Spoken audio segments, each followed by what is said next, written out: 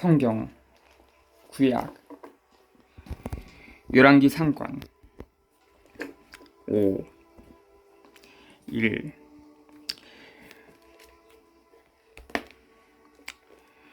솔로몬은 유프라테스 강에서 필리스티아 땅까지 그리고 이집트 국경에 이르기까지 모든 나라를 다스렸다.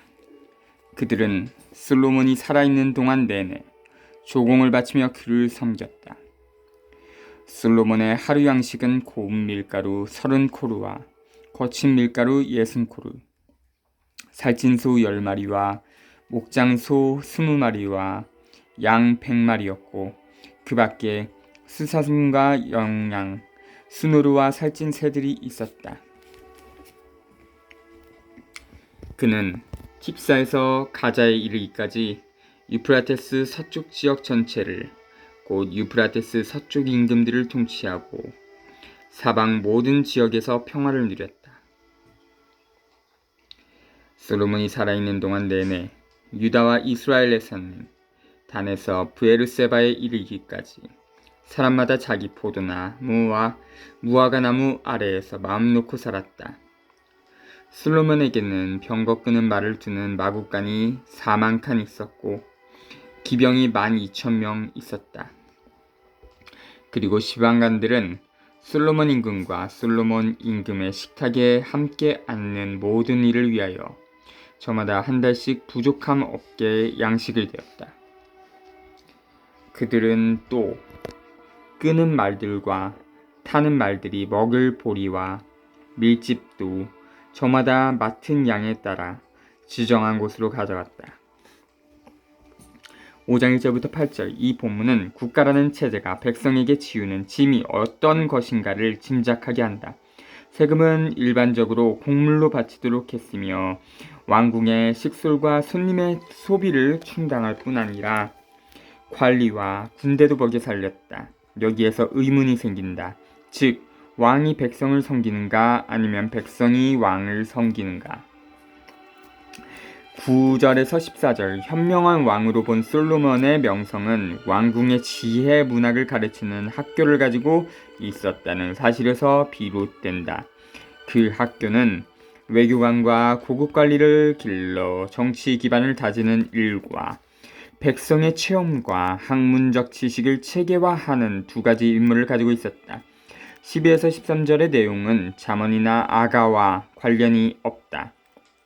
그 내용은 이집트에서 흔히 볼 수 있던 백과사전식으로 식물세계와 동물세계, 그 밖에 다른 세계에 대한 지식을 모아 정리해 놓은 것이다. 이는 우리 현대의 백과사전의 선구자격이라 할 수 있을 것이다. 솔로몬이 이름을 떨치다. 하나님께서 솔로몬에게 지혜와 매우 뛰어난 분별력과 넓은 마음을 바닷가의 모래처럼 주시니 솔로몬의 지혜는 동방 모든 이의 지혜와 이집트의 모든 지혜보다 뛰어났다. 그는 어느 누구보다 지혜로웠다. 제라 사람 에탄이나 마홀의 아들들 헤만과 칼콜과 다르다보다 더 지혜로웠으므로 주변 모든 민족들 가운데에 이름을 떨쳤다. 그는 잠언을 3,000개나 지었고 그의 노래는 1,005편이나 되었다. 솔로몬은 레바논에 있는 향백나무부터 담벼락에 자라는 우슬초에 이르기까지 초목들에 관하여 이야기할 수 있었으며 짐승과 새와 기어다니는 것과 물고기에 관하여도 이야기할 수 있었다. 그리하여 모든 민족들에게서 사람들이 솔로몬의 지혜를 들으러 왔다. 그 가운데에서는 세상 모든 임금이 그의 지혜에 관하여 소문을 듣고 보낸 이들도 있었다. 솔로몬이 성전 건축을 준비하다. 솔로몬이 아버지의 뒤를 이어 임금으로 기름 부음을 받았다는 소식을 듣고 티로 임금 히람은 언제나 다윗을 좋아하였던 까닭에 솔로몬에게 신하들을 보냈다. 그러자 솔로몬이 히람에게 사람을 보내어 말을 전하였다. 임금님도 아시다시피 내 아버지 다윗은 그분의 하나님이신 주님의 이름을 위한 집을 짓지 못하였습니다. 집을 짓지 못하셨습니다. 주님께서 사방에서 그를 둘러싼 자들을 그의 발바닥 밑에 두시기까지 그들과 전쟁을 하셔야 했기 때문입니다. 그러나 이제 주 나의 하나님께서 나를 사방으로부터 평온하게 해주시어 적대자도 없고 불상사도 없습니다. 나는 주 나의 하나님의 이름을 위한 집을 지으려고 합니다. 주님께서 내 아버지 다윗에게 내가 너 대신 네 왕좌에 앉힐 너의 아들이 내 이름을 위한 집을 지을 것이다 하고 말씀하신 그대로입니다. 그러니 이제 명령을 내리시어 나를 위해 레바논의 향백나무를 베어 주십시오. 내 종들이 임금님의 종들과 함께 일할 것입니다. 임금님의 종들에게는 임금님이 정하시는 대로 품삯을 주겠습니다. 임금님도 아시다시피 우리 가운데에는 시돈 사람들처럼 나무를 벨 줄 아는 사람이 없습니다. 히람은 솔로몬의 말을 듣고 크게 기뻐하며 말하였다. 다윗에게 지혜로운 아들을 주시어 이 큰 백성을 다스리게 하신 주님께서는 오늘 찬미 받으소서. 그리고 히람은 솔로몬에게 사람을 보내어 이렇게 대답하였다. 임금님이 나에게 보내신 정가를 받았습니다. 향백나무든 방백나무든 원하시는 것을 다 해드리겠습니다. 나의 종들이 레바논에서 바다로 나무를 나르면 내가 그것으로 뗏목을 만들어 바다로 띄어서 임금님이 나에게 지시하시는 장소로 옮기겠습니다. 거기에서 내가 뗏목을 풀면 그것을 날라 가십시오. 그리고 그 대가로 나의 왕실에서 쓸 양식을 보내주시면 내가 원하는 것을 해주시는 것입니다. 이렇게 해서 히람은 솔로몬이 원하는 만큼 향백나무와 방백나무를 보내주었다. 그리고 솔로몬은 히람 왕실의 양식으로 밀 2만 코르와 찧어서 빤 기름 20코르를 히람에게 보내주었다. 솔로몬은 해마다 이만큼씩 히람에게 보내주었다. 주님께서는 말씀하신 대로 지혜를 내려주시어 히람과 솔로몬 사이에는 평화가 자리 잡았고 그 둘은 죄악을 맺었다. 솔로몬 임금은 온 이스라엘에 부역 소집령을 내렸다. 부역군은 3만 명이었다.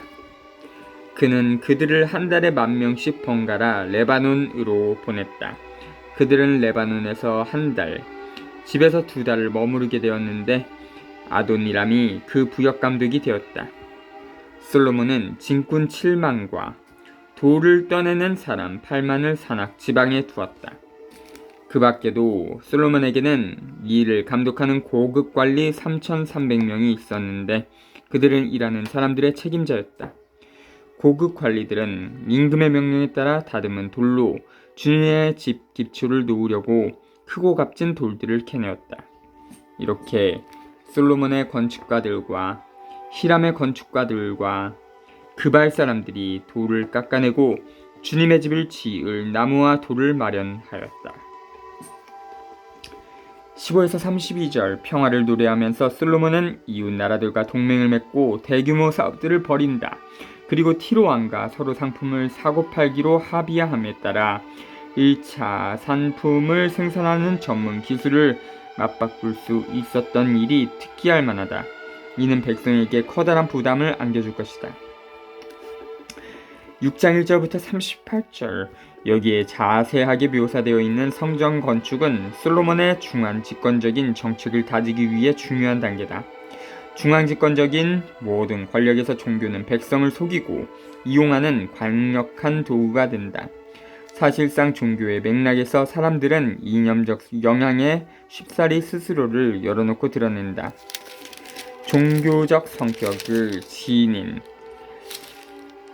그런 이념은 일반적으로 절대화하고 논란의 여지가 없는 것이 된다. 성전은 후대의 개혁, 특히 요시야 왕 시대의 개혁에서 중요성을 띠게 될 것이다. 솔로몬이 성전을 짓다.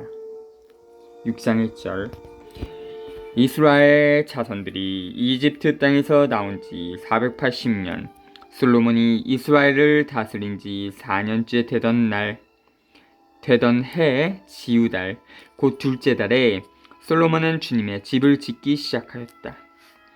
솔로몬 임금이 주님께 지어 바친 집은 그 길이가 60안마, 너비가 20안마, 높이가 30안마였다. 주님의 집 성소 앞에 있는 현관은 좌우 길이가 그 집의 너비와 똑같이 20안마이고 집 앞으로 나온 그 현관의 길이는 10안마였다. 그는 집에 네모난 격자 창들을 만들어 달았다. 그리고 집의 벽을 돌아가며 그 벽들의 사방으로 겨체를 짓고 성소와 안쪽 성소를 돌아가며 사방에 겹방들을 만들었다. 겨체의 아래층은 너비가 5안마이고 가운데층은 너비가 6안마이고 3층은 너비가 7안마였다. 그리고 집 둘레의 바깥쪽으로 턱을 만들어 겨체의 들보가 그 집 벽에 박히지 않게 하였다. 집은 채석장에서 다듬은 돌로 지었다. 그래서 그것을 지을 때에 망치나 정이나 그 어떤 새 연장 소리도 그 집에서는 들리지 않았다. 겹방 아래층의 입구는 집 오른쪽에 나 있어 층계를 밟고 가운데층으로 올라가고 또 가운데층에서 3층으로도 올라갔다. 이렇게 솔로몬은 집 짓는 일을 마쳤는데 그 집을 향백나무 널빤지와 들보로 덮었다. 그는 집 전체에 겨체를 붙여 지었는데 높이가 5안마였다. 겨체는 향백나무 제목으로 그 집에 이어졌다. 주님의 말씀이 솔로몬에게 내렸다. 네가 짓는 이 집을 두고 하는 말이다. 만일 네가 나의 규정대로 걷고 내 법규를 따르며 나의 모든 계명을 지켜 그대로 걸으면 나는 네 아버지 다윗에게 말한 것을 너에게 이루어 주겠다. 또한 나는 이스라엘 자손들 가운데에서 살고 내 백성 이스라엘을 저버리지 않겠다. 이렇게 솔로몬은 집 짓는 일을 마쳤다.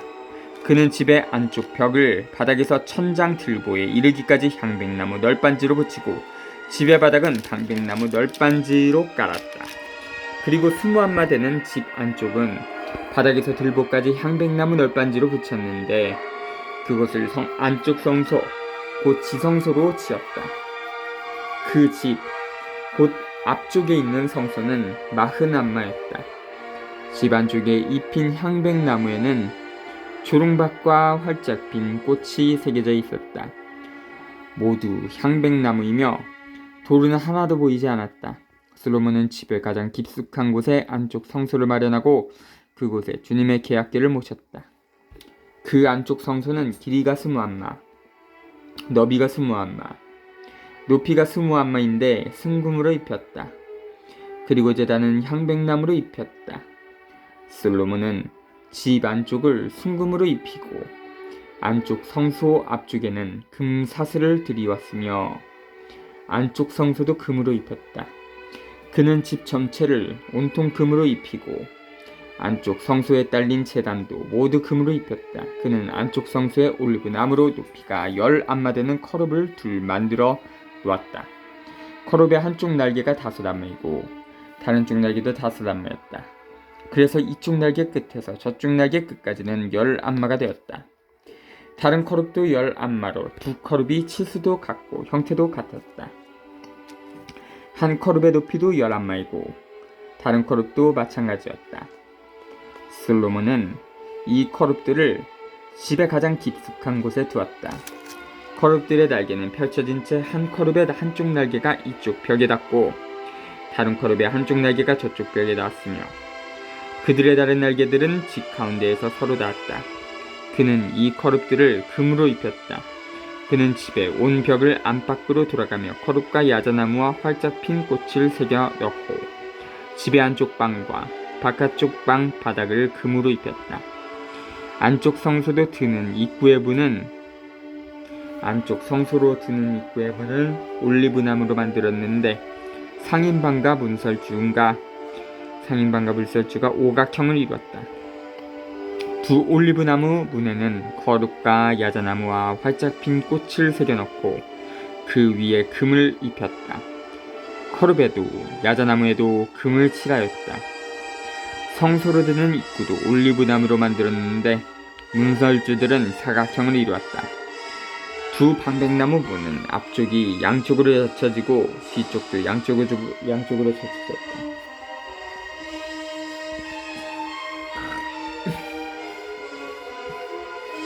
그 위에 거룩과 야자나무와 활짝 핀 꽃을 새겨 놓았다. 그리고 그 조각 품 위에 금을 고루 입혔다. 또 다듬은 돌 3켜와 향백나무 석가래 1켜로 안뜰을 지었다. 제4년 지우달에 주님의 집 기초가 놓였다. 그리고 제11년 불달 곧 8째 달에 그 집은 모든 부분이 설계한 대로 완공되었다. 솔로몬이 그 집을 짓는 데에는 7해가 걸렸다.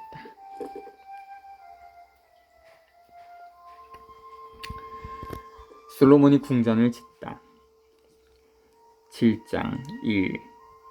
솔로몬이 13해에 걸쳐 자기 궁전을 짓고 궁전 전체를 마무리하였다. 그는 또 레바논 수풀궁을 지었는데 그 길이가 100암마이고 너비가 50암마이며 높이가 30암마였다.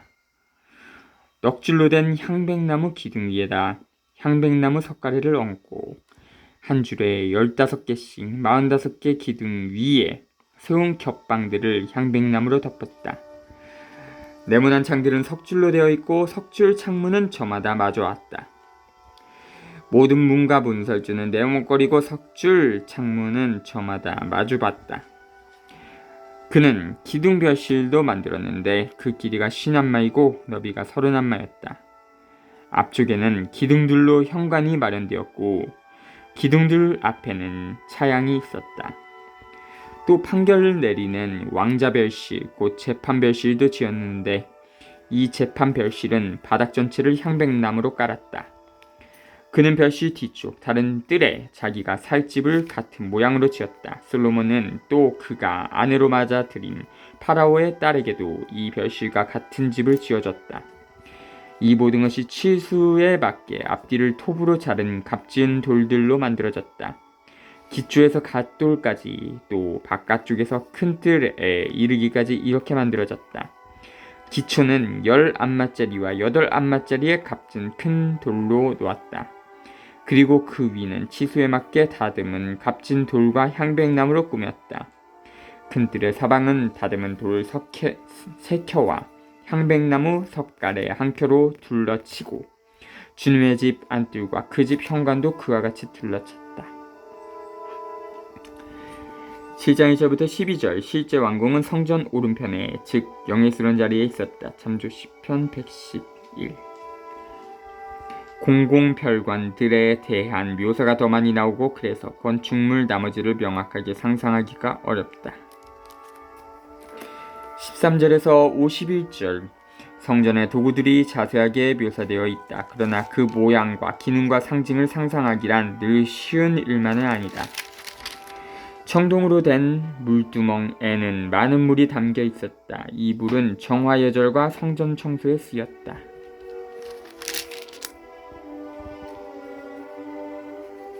청동기술공 히람을 데려오다. 솔로몬 임금은 사람을 보내어 티로에서 히람을 데려왔다.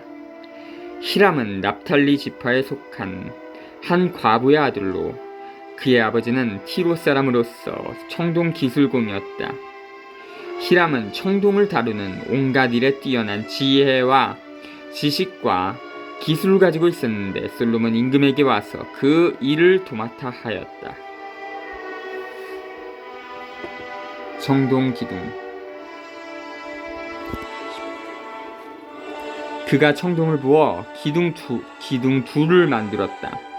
한 기둥의 높이는 18암마이고 그 둘레는 12암마짜리 줄로 잴 수 있었는데 다른 기둥도 마찬가지였다.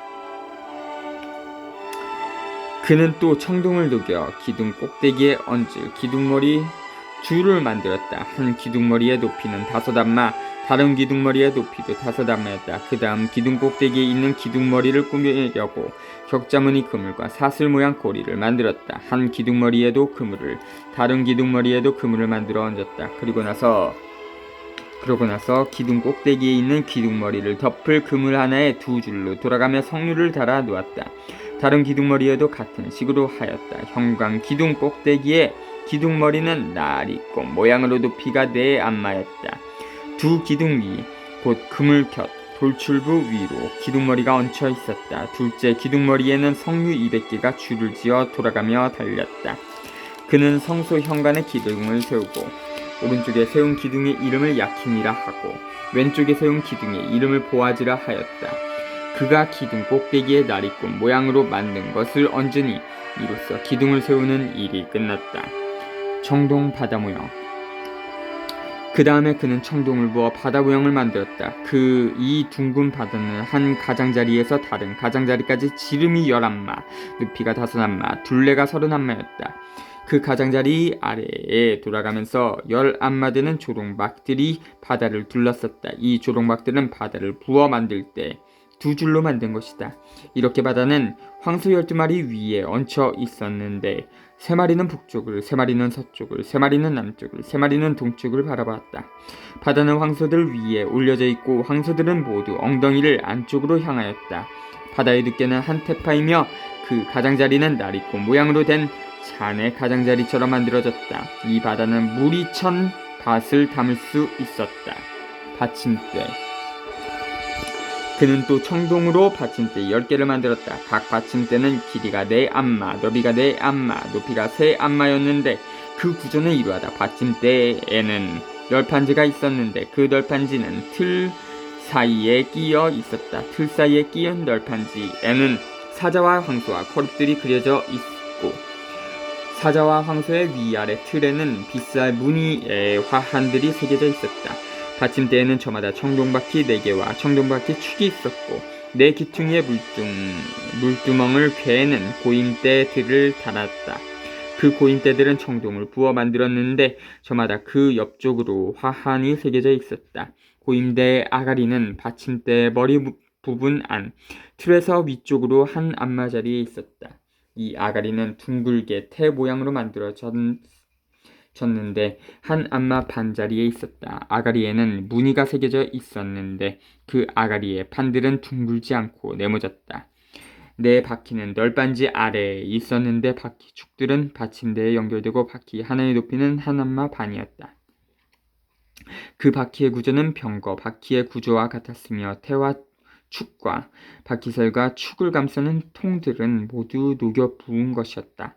받침대마다 4기퉁이에는 고임대가 4개 있었는데 고임대는 받침대와 하나를 이루었다. 받침대 꼭대기에는 반 안마 높이의 둥근 테두리가 있고 또 받침대 꼭대기에서는 버팀대와 널판지들이 받침대와 하나를 이루었다. 그는 버팀대 겉면과 널빤지 위 빈 자리마다 거룩들과 사자들과 야자나무들을 새겼으며 그 둘레에는 화환을 새겼다. 그는 이런 식으로 받침대 10개를 만들었는데 모두 같은 치수와 같은 형태로 하나하나 부어 만들었다. 그 밖에 청동 기물. 또 그는 청동으로 물두멍 10개를 만들었는데 물두멍마다 물 40밭을 담을 수 있었다. 물두멍 하나의 지름은 4안마였고 받침대 10개와 물두멍 하나씩을 얹어 두었다. 받침대 5개는 주님의 집 오른쪽에 또 5개는 집 왼쪽에 놓아 두었고 바다 모양은 집의 오른편 남동쪽에 두었다. 성정 기물. 히람은 또 냄비와 삽과 쟁반을 만들었다. 이렇게 히람은 솔로몬 임금을 위하여 주님의 집을 짓는 일을 모두 마쳤다. 2개의 기둥과 2개의 기둥 꼭대기에 둥근 기둥머리, 그 기둥 꼭대기에 둥근 2기둥머리에 씌운 2그물, 그 2그물에 달린 성류들, 곧 기둥 꼭대기에 둥근 2기둥머리에 씌운 각 그물에 매단 성류 2줄 400개. 받침대 10개와 그 받침대 위에 얹은 물두멍 10개, 바다 모형 하나와 그것을 받칠 황소 12마리, 냄비와 삽과 쟁반들. 히람이 솔로몬 임금을 위하여 만든 주님의 집의 이 기물들은 모두 윤이 나는 청동으로 된 것들이었다. 임금은 요르단 평야 수콧과 차르탄 사이의 진흙 바닥에서 그것들을 부어 만들었다. 솔로몬은 이 모든 기물을 달아보지 않았는데 그것들이 너무나 많았기 때문이다. 그래서 청동의 무게는 아무도 모른다. 솔로몬은 또 주님의 집에 있는 온갖 기물을 만들었다. 금제단과 제사빵을 차려 놓은 금상, 안쪽 성소 앞 오른쪽에 5개, 왼쪽에 5개씩 두는 순금 등잔대들, 금으로 만든 꽃장식과 등잔과 부집개들, 순금으로 된 잔과 불똥 가위와 쟁반과 향 접시와 불똥 접시들, 집의 가장 깊숙한 지성소의 문과 성소의 문에 다는 금 돌저 귀들이 그 기물들이다. 이렇게 하여 솔로몬 임금이 시행한 주님의 집 공사가 모두 끝났다. 솔로몬은 자기 아버지 다윗이 봉헌한 물건들, 곧 은과 금과 기물들을 가져다가 주님의 집 창고에 넣어 두었다.